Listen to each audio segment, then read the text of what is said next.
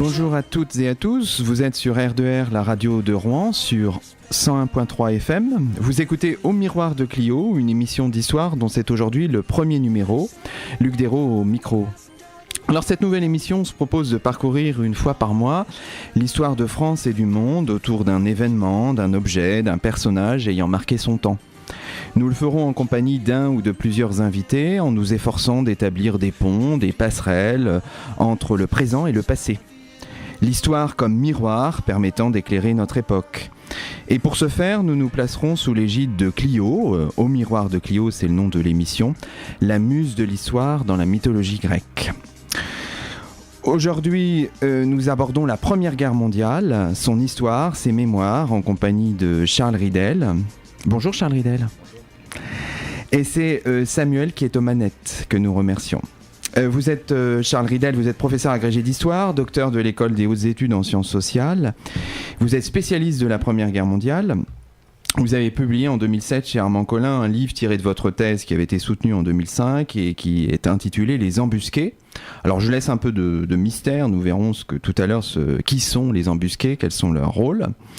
Mais dans un premier temps, peut-être que nous allons, si vous le voulez bien, revenir sur rappeler dans une première partie la Première Guerre mondiale, ses grandes étapes, ses origines. Nous aborderons ensuite les expériences de guerre et puis nous terminerons par l'évocation de la mémoire, puisque la Première Guerre mondiale, vous savez, est vraiment d'actualité en ce moment, puisque nous entrons dans toutes les manifestations liées au centenaire du début de la Première Guerre mondiale l'an prochain, en 2014. Alors d'abord, donc, première étape, un rappel historique, la Grande Guerre, pourquoi, comment. Alors peut-être d'abord, Charles Ridel, on pourrait présenter un petit peu une forme de tableau de l'Europe en 1913, juste avant le début du conflit ou début de l'année 1914. Quelles sont les puissances en confrontation qui s'opposent? Quels sont les foyers de tension dans l'Europe? Peut-être, est-ce que vous pourriez nous présenter les différents pays, puisque du point de vue géographique, il y a quand même de nettes différences par rapport à l'Europe actuelle. Hein. Vraiment, on n'a pas du tout les mêmes configurations de pays. Est-ce que vous pourriez nous dresser un tableau, peut-être d'abord l'Europe occidentale, puis ensuite plus à l'Est? Oui, parfaitement. C'est vrai que là, la différence est très nette entre ce passé avant 14 et la situation présente. On peut dire qu'à l'époque, l'Europe est traversée par des divisions politiques et à la fois géopolitiques. Il faut rappeler à l'auditeur que la plupart des pays d'Europe n'ont pas le même régime. Donc il y a un ménage diplomatique qui est assez difficile. On a ici des régimes autocratiques comme l'Allemagne, l'Empire tsariste. On a des démocraties bien installées. On peut évoquer la monarchie parlementaire anglaise et évidemment la République française. On a un autre régime autocratique, c'est l'Autriche-Hongrie, où on a des démocraties très récemment installées. On peut penser à la monarchie italienne. Le suffrage universel vient d'être installé simplement en 1912. Et ce qu'il faut remarquer aussi, c'est qu'entre les opinions nationales, eh bien, il n'y a pas tellement de communication. Elles sont isolées les unes dans les autres dans leurs frontières, ces frontières qui sont rarement franchies. Et entre les pays, on peut dire qu'il y a un fossé d'incompréhension, très peu de relations et aussi beaucoup de préjugés, de ressentiments, de contentieux historiques longs qui sont ruminés comme ça et qui peuvent se déclencher à n'importe quel moment. En particulier entre la France et l'Allemagne. Entre la France et l'Allemagne, c'est très très clair, effectivement. Alors, l'histoire récente a prouvé que les Français et les Allemands s'étaient confrontés en 1870-71 lors de la guerre franco-prusse, mais le ressentiment de part et d'autre était toujours bien présent. Il y avait en France, quand on évoquait l'Allemagne, des accents de germanophobie permanents. Il faut d'ailleurs remarquer que le terme Boche, l'insulte Boche est apparu avant 1914. Oui. Hein, c'est une déformation lexicale. C'était allemand, Allemoche, Alleboche et Bosch à la fin. Oui. On peut évoquer aussi un des grands livres lus par la jeunesse républicaine française, c'est Le Tour de France par deux enfants, oui, qui retrace l'itinéraire de deux Alsaciens lorrains, dont en dehors de leur province perdue, et qui vont se réapproprier dans un Tour de France eh bien la France. Donc effectivement, entre l'Allemagne et la France, les tensions et les ressentiments sont nets. D'accord. Mais est-ce que plus à l'est alors dans l'Europe, quels sont, parce que là on a aujourd'hui dans l'Europe centrale, on a une mosaïque de pays. Là il y a le bloc, l'Empire allemand qui en fait dépasse largement les frontières allemandes. Et puis on a un autre bloc qui est l'Empire austro-hongrois, qui regroupe en fait plusieurs pays, l'Autriche, la Hongrie, plusieurs pays actuels. Donc là on a deux gros blocs qui sont très proches l'un de l'autre, ou en tout cas alliés. Il est certain qu'au-delà de la confrontation France-Allemagne, eh bien, il y a un tournant, il y a des évolutions géopolitiques à l'est de l'Europe et notamment au sud-est, dans la région des Balkans. En fait, le retrait et l'affaiblissement de l'Empire ottoman qui s'était étendu dans cette zone-là va aiguiser les appétits des empires, notamment l'Empire austro-hongrois, qui veut s'étendre, lui, vers la mer Adriatique. Il l'a déjà fait en 1908 en annexant la Bosnie-Herzégovine, la Bosnie. Ça aiguise également l'appétit de l'Empire russe, qui veut s'étendre, lui, avoir un accès à la mer Méditerranée en passant par les détroits. Et en plus, l'Empire russe soutient ses frères slaves, et ça aiguise enfin l'appétit de ces jeunes nations balkaniques. On peut évoquer la Bulgarie, on peut évoquer la Serbie. Et c'est là, effectivement, que les tensions sont les plus fortes. Ouais, c'est-à-dire, vraiment, le foyer de tension majeur, ce sont les Balkans. Ce sont les Balkans. Alors, en plus, ce qui est dramatique, c'est que derrière ce foyer de tension, il y a un jeu d'alliance entre deux grands systèmes géopolitiques. D'abord, vous avez la triplice. Donc, l'Allemagne et l'Autriche-Hongrie sont soudés dans un système de défense militaire. La duplice qui va s'élargir à l'Italie en 1882. Et la France a réussi à sortir de son isolement. C'était la volonté de Bismarck que d'isoler la France dans le continent européen, en signant un traité d'amitié donc franco-russe en 1892-93 avec la Russie pour prendre à revers l'ennemi allemand. Bien sûr, et comme en sandwich. Voilà. Et depuis 1904 et 1907, il y a une entente cordiale qui a été tissée entre la France et l'Angleterre. L'Angleterre reste un petit peu en retrait dans cette alliance qu'on appelle l'entente, qui est un petit peu moins homogène que la triplice. Alors, ce qui finalement, on progresse un petit peu dans le temps, on arrive à 1914, ce qui va tout déclencher. C'est l'assassinat de l'archiduc François Ferdinand le 28 juin 1914. Alors qu'est-ce qui s'est passé ? Qu'est-ce qui provoque un enchaînement d'alliances à tel point que finalement la guerre est déclarée au début du mois d'août. En un mois, tout se bouscule. Voilà. On a souvent évoqué la poudrière balkanique. Il ne manquait plus qu'une étincelle. Elle se déclare le 28 juin 1914. Alors, le neveu de François-Joseph, qui est très âgé, qui a 84 ans, François Ferdinand, va... Donc, qui est l'empereur François-Joseph, voilà, l'empereur d'Autriche-Hongrie. D'Autriche-Hongrie, va donc faire une visite à Sarajevo. Et les Serbes, qui sont en tension permanente avec l'Empire austro-hongrois, dont ils redoutent l'extension encore un peu plus vers le sud, à partir de la Bosnie, vont commettre un attentat contre l'héritier du trône austro-hongrois, François Ferdinand. Alors là, c'est anecdotique, mais en même temps, parfois, il y a des incidents qui peuvent avoir des conséquences dramatiques. Il y a eu un double attentat. Finalement, le premier attentat a été manqué. Et c'est l'héritier François Ferdinand qui revient sur les traces de son attentat. Il voulait en fait aller visiter les blessés du premier attentat. Et sur son passage, sur son retour, eh bien, Gavrilo Princip, un des Serbes qui était là pour l'assassiner, va en profiter et lui tirer dessus, ainsi que sa femme, et tous deux meurent peu de temps après. Alors, cet attentat a des conséquences internationales inouïes. L'engrenage des alliances se met en place de façon quasiment fatidique. Alors là, l'Autriche-Hongrie, sachant que c'est un attentat qui est fomenté, organisé à partir de la Serbie, va poser un ultimatum très très dur à la Serbie, que la Serbie ne pouvait que refuser. Oui. Alors, l'Allemagne soutient l'Autriche-Hongrie, oui. Donc l'Autriche-Hongrie veut aller au maximum dans cette pression sur la Serbie. La Serbie est soutenue par la Russie, parce que le grand frère slave. La Russie n'a pas supporté en fait que l'Autriche-Hongrie s'étende en Bosnie en 1908 et ne veut pas là, aux yeux de ses frères slaves, subir une nouvelle défaite diplomatique. Donc la Russie est à fond derrière les Serbes. Et évidemment, la France soutient son allié russe.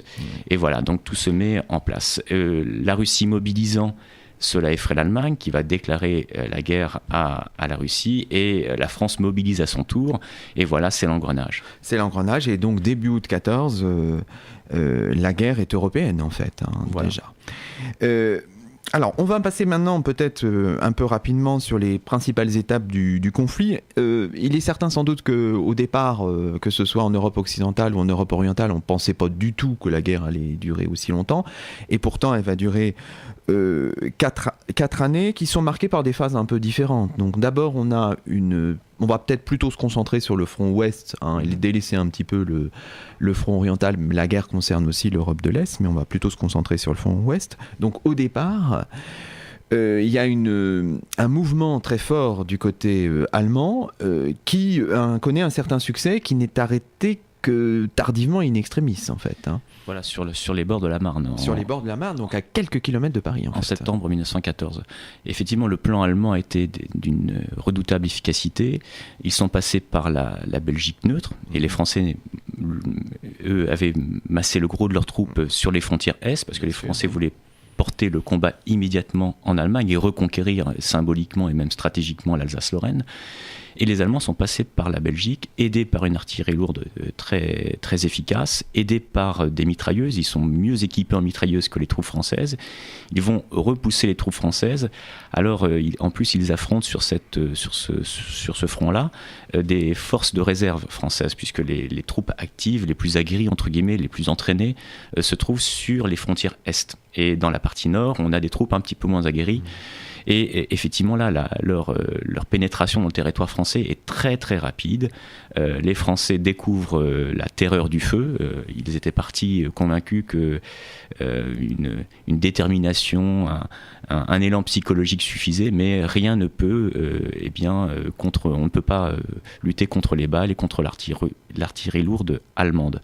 Et effectivement, ça se stabilise sur le front de la Marne. On parle beaucoup du miracle de la Marne. En fait, il y a une erreur tactique des Allemands qui oblique vers le sud-est de Paris, qui montre leur flanc, et les troupes qui sont massées, la 6e armée de Monory, va en profiter pour attaquer l'armée allemande de flanc. Et là, donc, il y a un retrait. Et puis ensuite une course à la mer. C'est ce qu'on dit à partir de la bataille de la Marne. Il y a une course à la mer. Chaque armée cherche à se déborder pour rejoindre la mer, la Manche. Bon, à la fin de l'année 1914, donc le front se stabilise. Il est nettement à l'intérieur du territoire français. Et là, on passe à une deuxième phase du conflit qu'on appelle la guerre d'opposition. C'est-à-dire chacun est dans sa tranchée à regarder l'autre, et en fait on gagne très peu de kilomètres d'un mois à l'autre. En fait, le front est très stable. Donc les armées s'enterrent. Elles s'enterrent dans une ligne de front qui va du nord de la France jusqu'à la Suisse. Ça fait environ 750 km. Et se met en place un dispositif à la fois horizontal, puisqu'on a des lignes de tranchées qui se font face de part et d'autre du no man's land, donc 2 à 3 lignes de tranchées. C'est un dispositif horizontal qui fait environ 4-5 km, donc il y a des tranchées de première ligne, ou de deuxième ligne, et de soutien enfin. Et c'est un dispositif aussi vertical, souterrain, puisqu'on va s'enterrer, construire des abris bétonnés, plutôt du côté allemand que du côté français. Parce qu'en fait, les Français, au début, ils rechignent à construire des tranchées bien installées, à se protéger dans des abris bétonnés, puisque leur idée, à eux, c'est justement de quitter les tranchées, d'opérer la percée. Construire des tranchées en béton, c'est accepter le fait que la France du Nord soit occupée. Donc au début, il y a vraiment on parle aussi des Allemands comme de très bons terrassiers, et c'est vrai que les tranchées françaises, au début, sont beaucoup plus précaires que les tranchées allemandes. Mais bon, le système s'installant, les Français prennent conscience aussi qu'il faut absolument s'abriter, consolider les abris pour tenir cette guerre-là. Donc une guerre de position. Alors, peut-être emblématique de cette guerre de position, ce sont les grandes batailles qui ont fait en fait des milliers de morts. C'est la bataille de la Somme, c'est la bataille de Verdun. Est-ce que vous pourriez nous présenter en quelques mots, avant qu'on fasse une pause, ces deux grandes batailles ? Voilà. Alors ces batailles, elles sont le reflet d'un immobilisme tactique depuis le début de la guerre et depuis l'installation des armées dans cette ligne de front. l'obsession, c'est la percée. Comment percer la ligne adverse? Alors on a toujours la même réponse tactique, c'est d'abord une longue préparation d'artillerie, qui peut durer sur un secteur du front plusieurs heures, parfois 10 heures, et ce sont des centaines de milliers d'obus qui sont à déverser sur les lignes ennemies, et ensuite, dans un second temps, on va lancer l'assaut de l'infanterie. Et à chaque fois, alors on peut opérer la percée, mais le problème c'est qu'on a du mal à exploiter la percée, puisqu'on a du mal à déplacer l'artillerie, son artillerie, pour continuer la percée dans les lignes ennemies. On a du mal à déplacer la logistique aussi, parce qu'il faut aussi que les hommes soient équipés en munitions, il faut déplacer les canons, les munitions, et franchir ces secteurs barbelés, c'est pas facile pour la logistique. Donc à chaque fois, c'est le même problème, d'autant plus que cette tactique-là, de concentration de l'artillerie sur un secteur du front pour créer une percée, eh bien, elle est repérable par l'ennemi. Et l'ennemi, on sait très bien, l'ennemi sait très bien quand on prépare une attaque, et il va souvent retirer ses troupes de sa première ligne, deuxième ligne, attendre que la préparation d'artillerie, le marmitage ait eu lieu, et ensuite, une fois que les Français, en l'occurrence, passent à l'assaut, eh bien, les Allemands reviennent dans leur nid de mitrailleuses, et ils n'ont plus qu'à décimer les troupes françaises dans le no man's land. Alors voilà, on s'est essayé sans cesse à cette stratégie, et le général Joffre d'un grignotage. Et ce grignotage a provoqué une véritable hémorragie dans les rangs des deux armées. Et c'est vrai qu'à Verdun, alors là, c'est une offensive qui a été lancée par les Allemands en février 1916. Ça va durer ce conflit, cette bataille de Verdun jusqu'en décembre 1916. Et c'est un aller-retour. On gagne du terrain, on le perd aussitôt. Donc ce sont des vagues d'assaut successives qui reprennent et perdent qui aboutissent à la mort de 300 000 personnes. Oui, voilà, à Verdun, c'est de part et d'autre. On est environ dans ces chiffres-là, 350 000 pertes de part et d'autre. La Somme, c'est la même chose. Oui. Le chemin des Dames aussi. En 1917. Oui, alors moins de morts, mais il y a la même impasse tactique, si vous voulez. Très bien. Alors avant de voir ce qui se passe en 1917, les ruptures de l'année 1917-1918, on peut marquer une première pause musicale. Et nous écoutons un homme qui a connu la guerre, mais cette fois dans les Balkans, et il y a peu de temps, c'est James Blunt, et c'est No Bravery.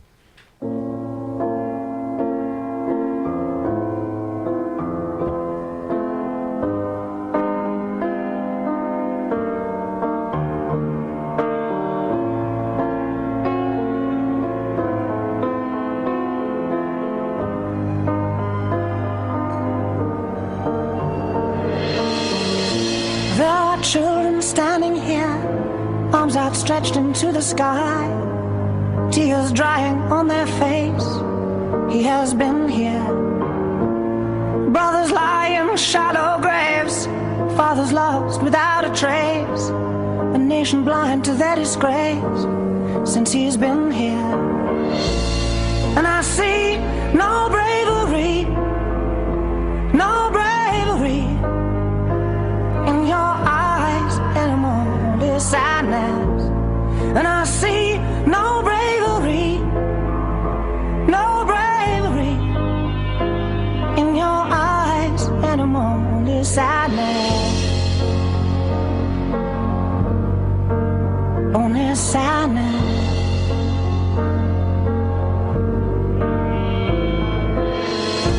Houses burnt beyond repair, the smell of death is in the air. A woman weeping in despair says he has been here. Trails are lighting up the sky, it's another family's turn to die. A child afraid to even cry out says he has been here. And I see no bravery, no bravery in your eyes anymore, only sadness. And I see no bravery, no bravery in your eyes anymore, only sadness.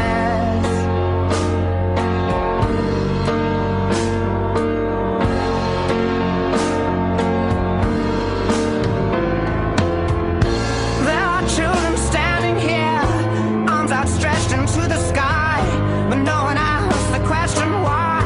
He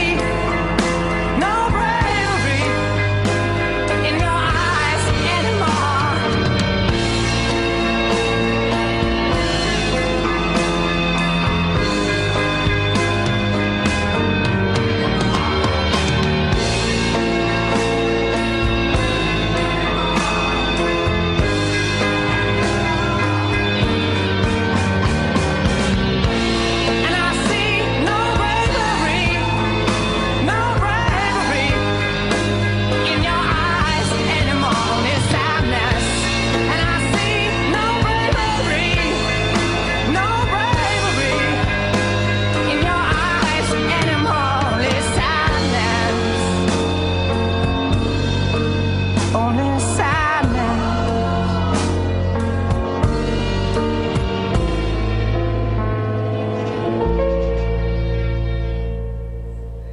Bravery de James Blunt. Nous sommes toujours Au Miroir de Clio sur la radio, sur R2R à 101.3 FM, en compagnie toujours de Charles Ridel pour revenir sur l'histoire et la mémoire de la Grande Guerre, de la Première Guerre mondiale. Alors nous étions à l'instant en train de parler de l'année 1916, 1915, 1916, les grandes batailles de la Somme, de Verdun. Alors en 1917, Charles Ridel, il y a quand même un changement très net, décisif semble-t-il, pas immédiatement mais dans le long terme, c'est l'entrée en guerre des États-Unis. Voilà. L'année 17 représente un tournant qui va probablement modifier la donne, et les états-majors de chaque armée en sont convaincus, sur le front occidental. D'abord, il y a la révolution russe en mars et octobre 1917 qui va en fait sortir la Russie, qui devient maintenant bolchevique, qui va sortir la Russie de l'entente. Donc un armistice est d'ailleurs signé à Brest-Litovsk en décembre 1917, et pour les Allemands, c'est une opportunité formidable de dégager un certain nombre de divisions du front russe pour les placer sur le front occidental et ainsi avoir la supériorité numérique. Mais d'autre part, du côté allié, il y a aussi un motif de satisfaction, même si effectivement cette perspective d'une supériorité numérique allemande inquiète l'état-major français, c'est l'entrée en guerre des États-Unis, qui a été provoquée pour plusieurs raisons, notamment la mise en place d'une guerre sous-marine allemande qui gêne les relations économiques, notamment entre les États-Unis et l'Angleterre et la France. Et cette entrée des États-Unis dans la coalition alliée, elle représente plein d'avantages. D'abord, c'est qu'on va renforcer l'aide économique. Oui. On va apporter des hommes, et la France commence à manquer cruellement d'hommes. Les pertes sont considérables, et on va apporter donc des hommes motivés qui ne connaissent pas encore la guerre. Et les États-Unis, c'est quand même une nation de 100 millions d'habitants. Ils mettent en place rapidement un service de conscription qui permet d'envoyer de nombreux hommes. Et dernier avantage, c'est que ça va donner une cohérence enfin idéologique à l'entente, puisque l'entente, quand la France prétend mener une guerre de civilisation contre le militarisme et l'impérialisme allemand, elle a souvent oublié qu'elle avait un allié, la Russie, un régime tsariste. Et là, c'est une vraie démocratie, une république, les États-Unis sont une république qui vient s'ajouter au camp allié, qui donne une cohérence idéologique au camp allié. Alors, les effets militaires proprement parlé du soutien américain ou états-unien se font ressentir vraiment au premier semestre de l'année 1918 en fait. Voilà, les premiers Américains débarquent à Saint-Nazaire dès le mois de mai-juin 1917. Au début sous-équipés, ils sont d'ailleurs même équipés avec des canons de 75, des Lebel et même des cascadrians de plus en plus rapidement, la logistique américaine se met en place et équipe ces troupes-là. Mais effectivement, elles ne sont opérationnelles sur les champs de bataille qu'en mars 1918. Alors au début, ça coïncide avec justement les Allemands qui sont en supériorité numérique vont lancer une offensive et vont recréer la guerre de mouvement, et les Américains vont colmater les brèches dans le front occidental et allié français et anglais qui cèdent. Ils vont colmater les brèches, et donc ça, ils ont une utilité vraiment déterminante tactiquement sur le terrain, et puis ils vont aussi contribuer à la contre-offensive française qui se met en place, alliée, à partir de juillet 1918. Oui, c'est ça, parce qu'en fait, en 1918, il y a d'abord une offensive allemande, on repart dans la guerre de mouvement, et il y a une contre-offensive alliée qui va s'avérer décisive.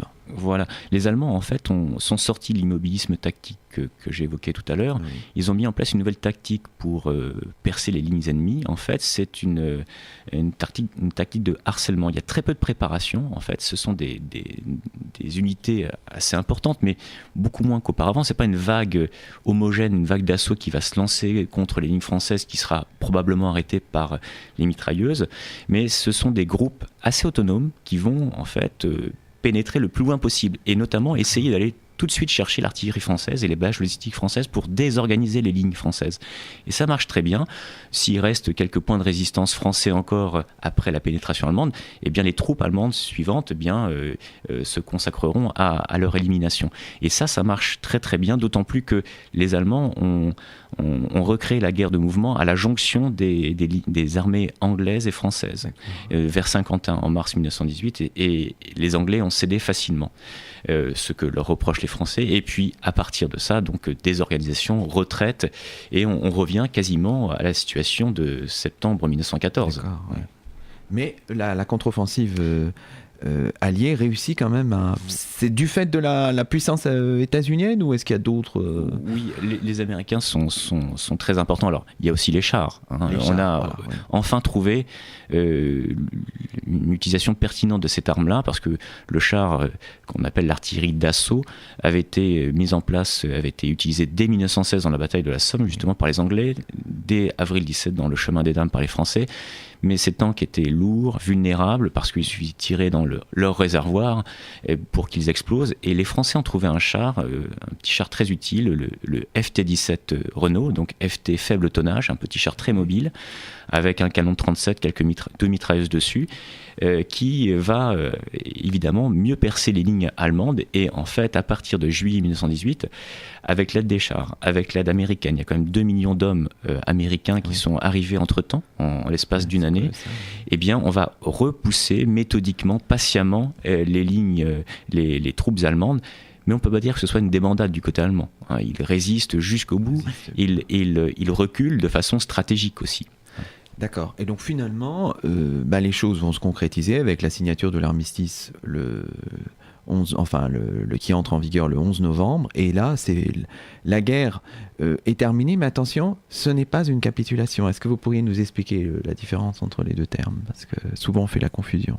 Alors, effectivement, on va signer donc un armistice en novembre 1918, mais il reste à signer un traité de paix. Donc, les États ne sont pas encore... La guerre est terminée, effectivement, les opérations militaires sont terminées sur les champs de bataille, mais il reste encore diplomatiquement, on peut encore dire que les États sont en guerre. Il faut la signature d'un traité de paix. J'évoquais tout à l'heure le traité de Brest-Litovsk entre les Allemands et les Russes en décembre 17. Il est suivi par la paix de Brest-Litovsk en mars 18. Voilà, donc là, c'est la même chose. Il faut que la France définisse un traité de paix. Et bon, ce sera le problème, parce que en général, un traité de paix, ça se signe avec toutes les parties prenantes du conflit, et on n'invitera pas les Allemands aux négociations du traité. Ils découvriront à la fin la teneur, le contenu du traité de Versailles. Et bon, ce sera, malgré la signature apposée par les plénipotentiaires allemands, ce sera l'un des grands motifs de protestation de l'Allemagne, qui qualifiera ce traité de diktat. Parce que le traité de juin 1919, qui est donc signé à Versailles, à la suite de toute une phase préparatoire, c'est la conférence de Paris, est vraiment très défavorable, très dur pour les Allemands.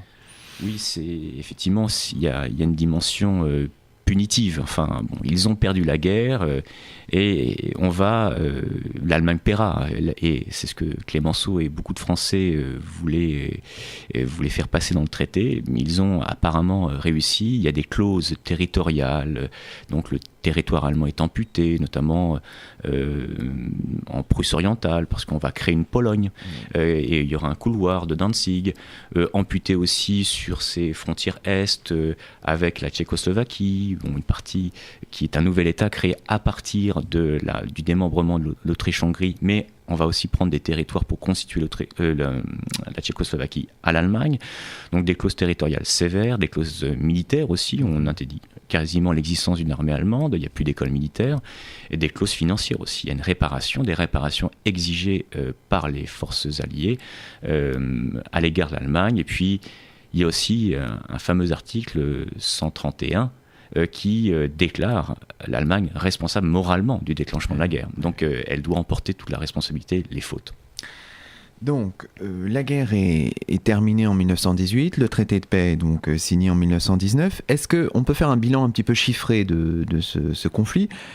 Je crois que c'est difficile à établir, mais est-ce on peut avoir un tableau des victimes à la fois militaires et civiles, puisque aussi il y a eu beaucoup de victimes civiles, ce qu'on oublie souvent dans ce conflit.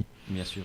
l'hécatombe démographique est à la mesure de cette guerre qui est mondiale et totale. Et d'ailleurs, les difficultés à chiffrer, à établir un bilan exact, c'est quand même révélateur de l'anomie totale, du déferlement de violence qui s'est produit sur le front, mais aussi dans certaines parties qui ont touché les civils.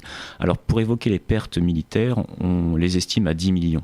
10 millions de morts. Globalement, le pays qui souffre le plus, parce qu'il avait d'ailleurs 2 fronts à gérer, c'est le front oriental et le front occidental, c'est l'Allemagne, avec environ 2 millions de victimes, des soldats pour l'énorme majorité.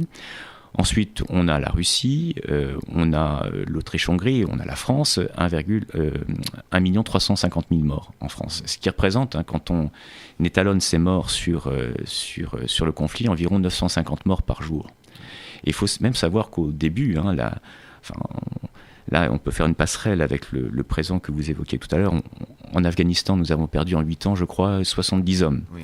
Eh bien, la France, pendant 4 ans, elle a perdu 950 hommes.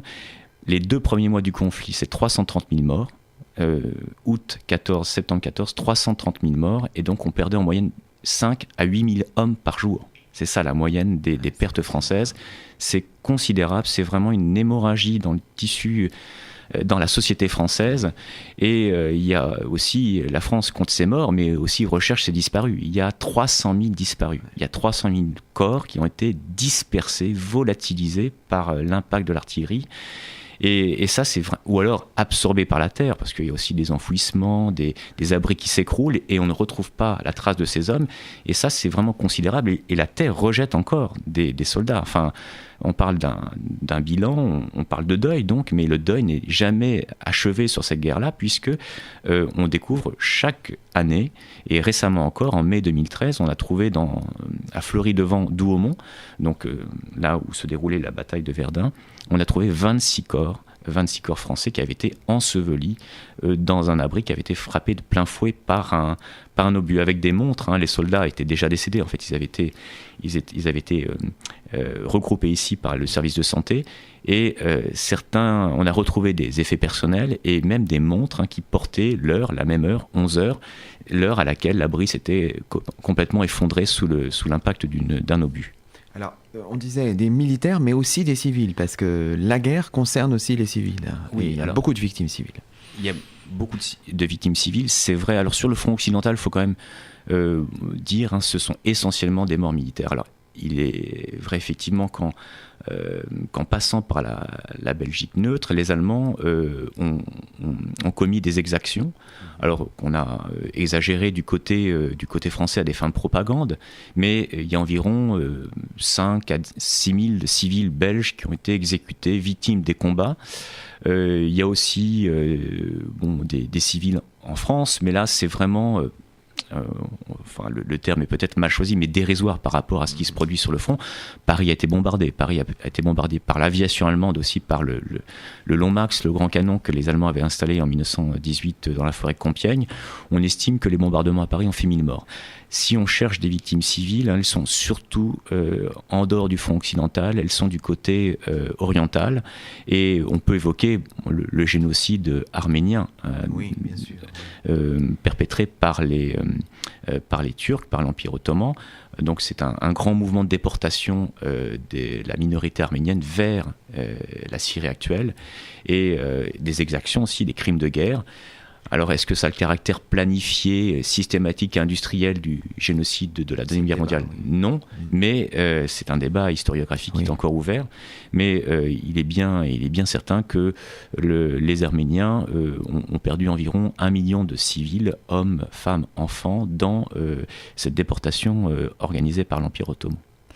Très bien, donc nous arrivons à la fin de cette présentation. Alors peut-être qu'on peut faire d'ores et déjà une coupure musicale, et puis ensuite nous aborderons une partie plus thématique, nous reviendrons sur les expériences de la guerre. Donc là tout de suite, pour se remettre de tout ça, une petite parenthèse un peu sucrée. C'est Home Again d'un Britannique d'origine ougandaise, il s'appelle Michael Kiwanuka. Souvenez-vous, c'était en 2012.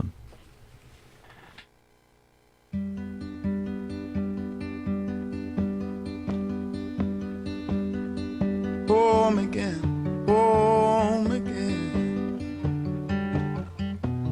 One day I know I feel home again. Wrong again, wrong again.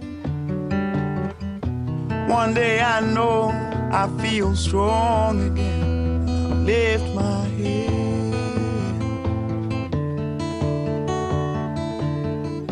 Many times I've been told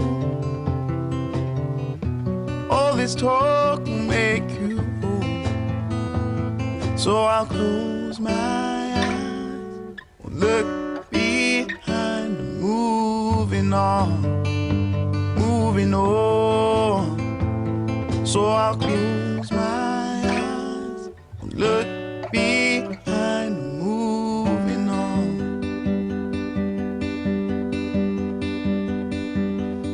Lost again, lost again. One day I know I'll pass through course again. Smile again, smile again. One day I hope to make you smile again. I won't hide.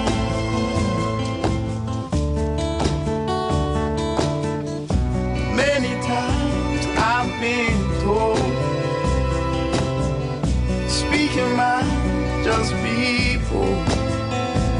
So I'll close my eyes, will look behind, moving on, moving on. So I'll close my eyes, and the tears will clear. Then I feel no fear.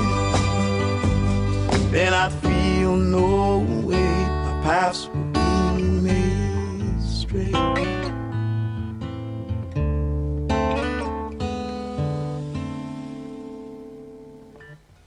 Home again, home again. One day I know I feel home again. Wrong again, wrong again. One day I know I feel strong again. I lift my head.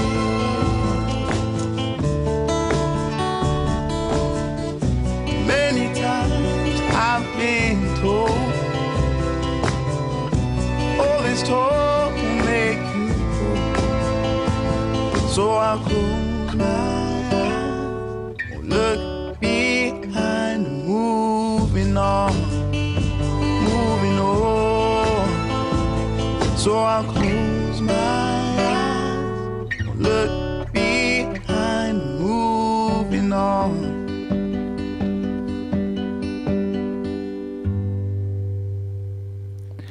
C'était Home Again de Michael Kiwanuka. Nous sommes toujours Au Miroir de Clio, l'émission d'histoire de R2R sur 101.3 FM, en compagnie de Charles Ridel pour évoquer l'histoire et la mémoire, ou les mémoires plutôt, de la Grande Guerre, de la Première Guerre mondiale.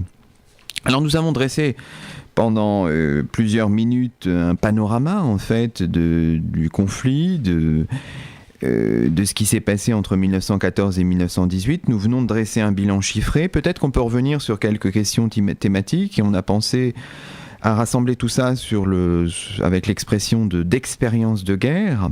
Alors peut-on d'abord s'intéresser évidemment aux soldats, et qui dit soldat dit poilu, Tommies, Sammies, c'était les surnoms des soldats du côté français, du côté britannique, du côté américain ou états-unien. Alors peut-être que Charles Ridel, vous pouvez nous présenter un petit peu la vie dans les tranchées, la dureté de cette vie entre puces, rats, boue et bien sûr tout le sang, etc. Est-ce qu'on pourrait dresser un petit peu un panorama ? On a beaucoup de témoignages qui nous aident à cela. Effectivement, depuis environ une vingtaine d'années, les témoignages n'ont pas cessé d'être publiés, et ça nous apporte vraiment un éclairage de l'intérieur du système des tranchées. Alors, dans cette guerre, il y avait environ, sur le front occidental, 2 millions d'hommes, 2 millions à 2 500 000 hommes qui tenaient le secteur de front, cette ligne de 750 km de long, d'une largeur, d'une profondeur de 5 km, ils étaient environ 2 500 000 à la tenir. Alors là, je vais évoquer les conditions de vie de ces hommes-là, parce que évidemment en retrait, vous avez l'artillerie lourde et qui est située environ à 10-15 km des premières lignes françaises, et les conditions de vie dans l'artillerie lourde sont bien plus faciles entre guillemets que celles des hommes du front. Alors les hommes du front, le secteur du front, c'est un secteur par essence inhospitalier. Il faut affronter d'abord les intempéries. On est exposé de plein fouet aux intempéries, qu'il s'agisse de la pluie. On peut faire des relevés météorologiques et voir que effectivement, dans certaines régions, la pluie a été l'un des obstacles majeurs, parce que ça fait les parois des tranchées s'effondrent. Il faut les relever en permanence. On a les pieds dans l'eau. Et il y a une maladie qui s'appelle les pieds gelés. Alors les pieds gelés, c'est pas le gel qui est en cause, c'est l'eau froide. C'est donc rester en permanence dans une eau froide, les pieds dans une eau froide, dans des chaussures qu'on ne change jamais. Ils sont parfois 15-20 jours à porter les mêmes effets, chaussures compris. Et ça crée des problèmes. Et on peut avoir des engelures et puis des amputations à cause de ces intempéries-là. Donc la pluie, la boue, la sécheresse, la chaleur a été vraiment très importante également, et ça c'est un élément. Alors il y a aussi tous ces parasites que vous évoquiez dans ce système des tranchées. On a des parasites très nombreux, en fonction des intempéries évidemment, les moustiques, les mouches, les puces. Alors on peut imaginer la frayeur d'un soldat qui en permission s'aperçoit qu'il est couvert de puces et qui doit s'épouiller avant de rejoindre sa promise à l'arrière. Donc c'est vraiment très humiliant. Et on a aussi les rats. Alors là, il y a une mention spéciale pour les rats, parce que c'est un animal qui est très tenace, qui s'infiltre partout dans les abris, qui court sur les soldats quand ils dorment, quand ils essaient de dormir. Les rats ont la taille d'un lapin, c'est énorme, et les rats mangent les corps dans le no man's land en s'attaquant toujours par les parties les plus tendres, les yeux, les paupières, et ensuite se glissent sous la capote et font un sort malheureusement au cadavre. Et ça, c'est une image qui a vraiment traumatisé les soldats, et certains soldats même refusaient de dormir dans les cagnards ou les abris parce que c'était se confronter à ces rats qui pullulaient, et préféraient donc rester dans la tranchée même s'il y avait parfois un marmitage. Moi, j'ai entendu des témoignages de cet ordre-là. Très bien. Alors, pour exprimer la vie dans les tranchées, mais aussi les réconforts qu'on pouvait avoir éventuellement de l'intérieur, puisqu'il y avait aussi des colis qui venaient de l'intérieur, il y a pas mal de... Finalement, il y a une certaine forme d'argot des tranchées. Est-ce que vous pourriez nous donner quelques exemples pour aussi, par exemple, désigner la nourriture en particulier? Il y a pas mal de mots d'argot, et puis parfois qui ont fait Fleurès après. Alors, effectivement, la société des tranchées devient... le monde des tranchées se constitue en société. Donc on a des tranchées, on va donner des noms de rues, des noms à des tranchées, souvent ironiques, avenue de la Paix, un boyau, etc., qui relie deux tranchées. Donc on essaie de reconstituer une vie malgré le cataclysme qui nous entoure, malgré aussi il fallait l'évoquer aussi, c'est ça, la tranchée, c'est la peur permanente. Oui, c'est affronter la peur et la mort, le spectacle de la mort. Vous avez des soldats dans le no man's land qui sont là parfois depuis 1 an, 6 mois, qui se décomposent. Il y a des odeurs insoutenables, c'est pour ça qu'on fume beaucoup aussi dans les tranchées, beaucoup ont fumé pour couvrir l'odeur des cadavres. Et la mort est permanente. Il y a les marmitages, il y a les tirs de tireurs ennemis, donc il y a beaucoup de tireurs qui sont postés, qui, dès qu'ils voient un soldat sortir la tête des créneaux, essaient de tirer dessus, de le viser. Et effectivement, pour se prémunir contre cette mort permanente, ce danger permanent, les soldats recréent une société en dénommant des boyaux, et puis aussi en utilisant des mots. Alors c'est surtout dans les milieux populaires. C'est vrai que la plupart des poilus sont d'extraction très très modeste, paysans, surtout paysans, commerçants, artisans. Beaucoup des ouvriers mobilisés ont été attachés, rapatriés dans les usines de l'arrière, puisqu'on a un énorme effort de production à mener, et l'enjeu se situe là également. Donc ces artisans, ces paysans vont effectivement créer un argot des tranchées. Alors il y a aussi des mots de caserne qui circulent, et qui sont... il y a aussi un argot parisien. Il y a beaucoup de Parisiens dans les soldats, les poilus. Mais effectivement, ils vont inventer des mots. Alors, par exemple le vin. Le mot pinard est apparu à ce moment-là, et donc pinard vient de pinot, hein, le cépage bien connu. Vous avez le perlot pour le tabac, vous avez le singe pour la viande en conserve, hein, le rabiot pour ce qui reste des distributions qu'on peut se partager. Oui. Voilà, toute une série de mots, alors qui sont pas d'un usage, sur tout le front, mais effectivement, il y a un argot qui distingue le poilu de l'arrière aussi, et donc qui crée des liens entre les hommes. Très bien. Alors peut-être avant de parler un petit peu de l'arrière, on va comment dirais-je, évoquer, parce que tous les soldats n'ont pas eu la situation assez contrastée quand même. Tous les soldats, en particulier en 1917, n'ont pas eu le même comportement vis-à-vis de la guerre, et certains ont commencé à refuser la guerre.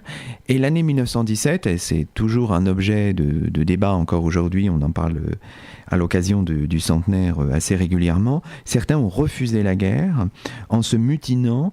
Quelle est l'ampleur de ce mouvement ? Qu'est-ce qu'il a représenté en France ? Est-ce que vous pouvez nous en dire un mot ? Alors, les refus de guerre avant 1917 sont assez minoritaires. On a quelques cas de désertion. Donc le déserteur, c'est un soldat qui, sous l'uniforme, quitte son unité. On a quelques cas d'insoumission. L'insoumission, c'est un civil qui refuse d'être incorporé, donc qui refuse de porter l'uniforme. Et effectivement, il y a un refus de guerre spectaculaire, visible, qui apparaît en 1917 dans le secteur du Soissonnais. C'est consécutif à cette fameuse offensive du Chemin des Dames en avril 1917. Et c'est une énième percée, un énième échec, et là les soldats ne supportent plus cette gestion des hommes, des citoyens qui sont considérés par l'état-major, et c'est vrai à certains égards, comme de la chair à canon. Voilà ce qu'ils disent. Et Nivelle, qui était le grand ordonnateur de cette offensive, l'organisateur, le général qui commandait les forces françaises, a persévéré. On a vu le 16 avril, quand on n'a pas pu percer les lignes allemandes sur le Chemin des Dames, il a persévéré encore dans l'offensive, et ça a suscité un mouvement de mécontentement dans les troupes. Alors, mutinerie, mais pas en première ligne. Il faut aussi replacer, être très précis.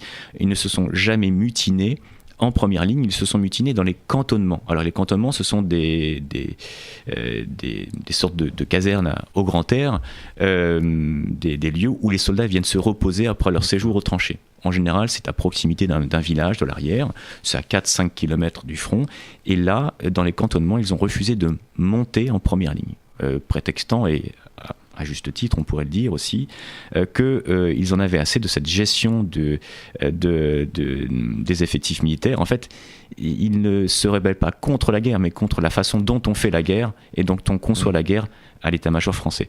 Alors, les mutineries, en quoi ça correspond ? Bon, ce sont des manifestations, ce sont des soldats qui mettent la crosse au pied, qui ne veulent pas marcher, qui manifestent, qui défilent, qui parfois entonnent l'international. Bon, là, c'est la provocation, qui soulèvent et agitent un drapeau rouge ou même des chaussettes rouges pour montrer leur colère, et alors, il y a quelques voies de fait, il y a quelques disputes avec les officiers, on tire quelques coups de feu en l'air, mais il y a eu très très peu d'incidents violents. Il y a eu des phases de tension extrêmes, mais très peu d'incidents violents où les soldats auraient tiré sur des officiers. On a parfois mis en joue des officiers et inversement, des moments de tension extrême, mais jamais de débordement. En fait, on a su contrôler le mouvement, et notamment les officiers, les sous-officiers, ce qu'on appelle les sous-officiers de contact, ceux qui vivent le sort de la troupe, et ils ont servi d'intermédiaire entre le haut commandement et les mutins pour contrôler un peu le mouvement. Et donc, combien ça représente de personnes, ces mutins ? On a une idée ? Sur les 2 500 000 hommes qui tiennent le secteur du front, dans ce secteur du front-là, on peut estimer que 40 000 hommes se sont mutinés. Alors, mutins, il faut distinguer aussi les meneurs et les menés, enfin ceux qui suivent, les suiveurs. Donc voilà, c'est un phénomène assez hétérogène, enfin difficile à appréhender aussi et à compter. On a à partir de quand ça devient une mutinerie, à partir de combien de soldats on peut estimer que c'est une mutinerie. Bon, le code de justice militaire dit que c'est à partir de 8. C'est quand 8 soldats s'élèvent contre leur hiérarchie qu'on tombe dans la mutinerie. D'accord. Et combien ? Alors, est-ce que la répression va être féroce ou Combien ça représente ? Est-ce qu'il y a des condamnations à mort ? Combien ? Est-ce qu'on a une idée de tout ça ? Alors, en fait, on va gérer la crise de deux façons, et c'est un homme qui va la gérer, c'est le général Pétain, qui remplace Nivelle dès le 15 mai. Donc, très rapidement, on a compris que Nivelle était un petit peu responsable aussi de cette ministrie, pas seulement. Mais donc on le remplace par Pétain, et Pétain va souffler le chaud et le froid, et il va d'abord effectivement réprimer. Il va réprimer parce que il faut répondre. Rétablir l'ordre. Il faut effectivement rétablir l'ordre et dire qu'il y a une hiérarchie qui malgré tout est là, et donc va effectivement ouvrir des procès. Donc la justice militaire va entrer en action, et on aboutit environ bon, il y a des condamnations de peine de prison, etc., mais environ 50 exécutions, donc 50 soldats français sont passés par les armes. Alors, c'est une minorité parmi tous les fusillés français de la Grande Guerre, il y en a 600 en tout, surtout fusillés au début du conflit en 14-15, mais voilà, on passe par une phase répressive, 50 exécutions, mais en même temps, Pétain va écouter la troupe, c'est-à-dire qu'il va aussi aller faciliter le régime de permission, donc on va accorder plus de permissions aux soldats. On va aussi soigner les cantonnements, parce qu'il y avait aussi dans les motifs de protestation des revendications d'ordre matériel. On mange mal, les cantonnements ne sont pas soignés, enfin les conditions de vie sont déplorables, que ce soit en tranchée ou en cantonnement. Et ça, Pétain va répondre à cette revendication-là, et puis il va maintenant gérer les vagues d'assaut autrement, et il dit moi maintenant j'attends les Américains, ils sont entrés en guerre mais pas encore opérationnels, et les chars. Voilà, c'est à ces conditions-là qu'on repartira dans une phase offensive. Donc il va être très économe maintenant en vie humaine dans l'armée. Très bien, alors avant de faire notre dernière pause musicale, peut-être un point sur la thématique que vous avez abordée dans votre thèse, les embusqués. Alors les embusqués, qu'est-ce que veut dire ce terme, et en quoi c'est une façon de contourner la guerre, en quelques mots? Voilà, comme effectivement les refus explicites de la guerre spectaculaire sont difficiles et se heurtent aussitôt à la hiérarchie, il y avait une autre technique pour ne pas connaître l'expérience des tranchées, c'était la stratégie de contournement ou d'évitement. Donc il fallait éviter les tranchées. Alors comment ? Il fallait, les soldats, et là en l'occurrence les acteurs sociaux, les citoyens disposaient de ressources, et ils empruntaient à des moyens légaux ou des moyens illégaux. Alors les moyens légaux, c'était par exemple d'obtenir une mutation ou une affectation à l'arrière. Et alors on pouvait effectivement, pour appuyer cette demande d'affectation à l'arrière, demander du piston, une recommandation. Et là, il y a des stratégies de demande de piston, de pistonnage, et des soldats sont soutenus par des personnes haut placées, soit évidemment à l'état-major, ou alors dans les sphères du pouvoir civil, à l'échelle locale ou alors à l'échelle même centrale, pour être bien placé sur les demandes d'affectation et de renvoi à l'arrière, où il y avait des pratiques illégales. On pouvait contourner la guerre de façon illégale, et là, le soldat a plein de moyens à sa disposition, là, ce qu'on appelle le système D. Donc des soldats pouvaient s'injecter du pétrole dans les veines pour provoquer des maladies. On s'échangeait entre certains soldats des recettes qui faisaient tomber les soldats malades, et donc ils obtenaient comme ça un retour à l'arrière en convalescence dans des hôpitaux. On pouvait également avoir recours à des faux en écriture. Donc, et j'ai pu travailler sur un procès qui a eu lieu en 1916 à Paris, jugé par le 3e Conseil de guerre de Paris, qui a défrayé la chronique judiciaire en 1916. On a dévoilé, on a mis à jour un réseau d'embuscage, c'est-à-dire que des soldats, avec la complicité de médecins militaires et de médecins civils, ont pu acheter leur hospitalisation, ou même plus leur réforme. Ils ont été réformés par un médecin militaire, donc ils sont sortis du conflit, alors qu'il n'y avait aucun empêchement physique à ce qu'ils continuent le conflit. Voilà, donc toute une gamme de pratiques, de moyens à disposition des citoyens.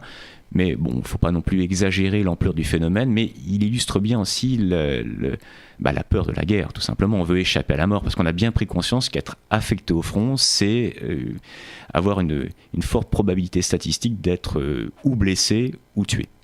Alors, dernière pause avant qu'on ne conclue cette émission, c'est Renaud et Axel Red, une autre guerre, une guerre du 21e siècle, c'est Manhattan-Kaboul.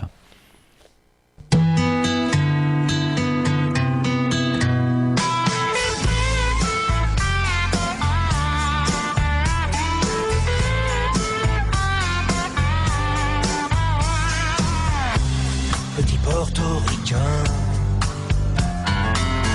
bien intégré, quasiment new-yorkais. Dans mon building tout de verre et d'acier, je prends mon job, un rail de coke, un café. Petite fille afghane, de l'autre côté de la terre, jamais entendu parler de Manhattan. Mon quotidien c'est la misère et la guerre, deux étrangers au bout du monde, si différents. Deux inconnus, deux anonymes, mais pourtant pulvérisés sur l'autel de la violence éternelle. À 747, c'est explosé dans mes fenêtres. Mon ciel si bleu est devenu orage lorsque les bombes ont rasé mon village.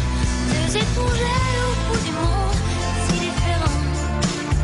Deux inconnus, deux anonymes, mais pourtant pulvérisés sur l'autel de la violence éternelle. Voilà, c'était Renaud et Axel Red, Manhattan-Kaboul. Nous terminons notre émission au miroir de Clio avec Charles Ridel sur R2R 101.3 FM. Et nous terminerons peut-être moins en évoquant la mobilisation de l'arrière qui a été très important, le rôle des femmes, ça ce sera peut-être l'objet d'une autre émission, qu'en soulignant finalement la portée de la Première Guerre mondiale dans la mémoire collective, et on le voit encore aujourd'hui. Charles Ridel, si vous pouviez nous présenter ça en quelques mots. Évoquer la mémoire de la Première Guerre mondiale prendrait une émission à part entière. Ce qu'on fera prochainement, voilà. Très bien. Effectivement, les Français en fait ont un lien historique et même générationnel avec cette guerre, puisqu'il leur suffit de remonter quelques générations et de constater que la guerre a provoqué des brèches au sein de leur famille. Donc là, il y a un devoir de mémoire qui se décline souvent en des termes familiaux. Et ce devoir de mémoire, l'État l'a pris à son compte également. D'ailleurs, il a commencé dès les années 20. Oui. On a, sur toute la France, créé des monuments aux morts. Il y en a 38 000 en France, beaucoup plus que de communes encore. On a aussi mis en place bien des cérémonies. On a... le 11 novembre a été férié dès 22, et puis on a, sur la tombe du soldat inconnu, organisé des cérémonies impressionnantes et rituelles. Alors le devoir de mémoire, il va s'organiser sur l'année en cours et sur 4 ans, et j'invite effectivement les citoyens à y participer, puisque... Oui, alors on peut le faire en allant sur le site centenaire.org qui est très bien fait. Alors on vous remercie beaucoup Charles Ridel. Et c'était au miroir de Clio, une émission réalisée par l'ami Samuel que nous saluons sur 101.3 FM, et on vous retrouve bientôt au miroir de Clio, une émission de Luc Dérault. Merci Charles Ridel, à bientôt. Merci.